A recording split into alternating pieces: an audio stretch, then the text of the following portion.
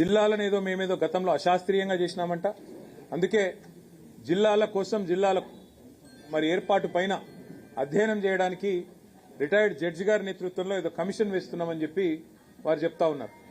దీని వెనకాల ఉన్న ఎజెండా స్పష్టంగా కనబడతా ఉంది. కేసీఆర్ గారు ఏర్పాటు చేసిన కొత్త జిల్లాలన్నింటినీ రద్దు చేయాలి అనే ఆలోచన కనబడతా ఉంది.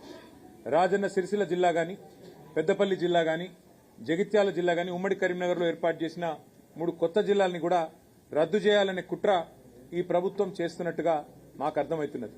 దాంతోపాటు జిల్లా పరిషత్ ఎన్నికలు పెట్టకుండా తప్పించుకోవాలనే ఒక ఎత్తుగడ కూడా ఈ కమిషన్ ఏర్పాటు వెనకాల ఉన్నట్టుగా మాకు అర్థమవుతా ఉంది. నేను రేవంత్ రెడ్డి గారిని, ఆయన ప్రభుత్వాన్ని ఒకటే హెచ్చరిస్తా ఉన్నా. మొన్న ఆల్రెడీ నేను మహబూబ్ నగర్ లో చెప్పినా, మళ్లీ వాళ్ళ సిరిసిల్లలో చెప్తున్నా.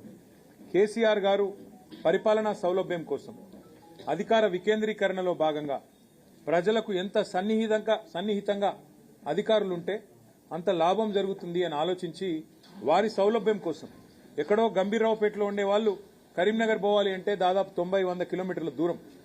అలాంటి పరిస్థితి నుండి సన్నిహితంగా ప్రజలకు అత్యంత సన్నిహితంగా జిల్లా కార్యాలయాలు, జిల్లా అధికారులను, జిల్లా యంత్రాంగాన్ని ఇక్కడ ఏర్పాటు చేస్తే మరి మీరేమో దాన్ని తొలగిస్తాము, ఇది అశాస్త్రీయంగా ఉంది అంటే మరి ప్రజల చేతుల్లో మీకు పరాభవం తప్పదు, ప్రజల చేతుల్లో కాంగ్రెస్ పార్టీకి చావు దెబ్బ తప్పదు.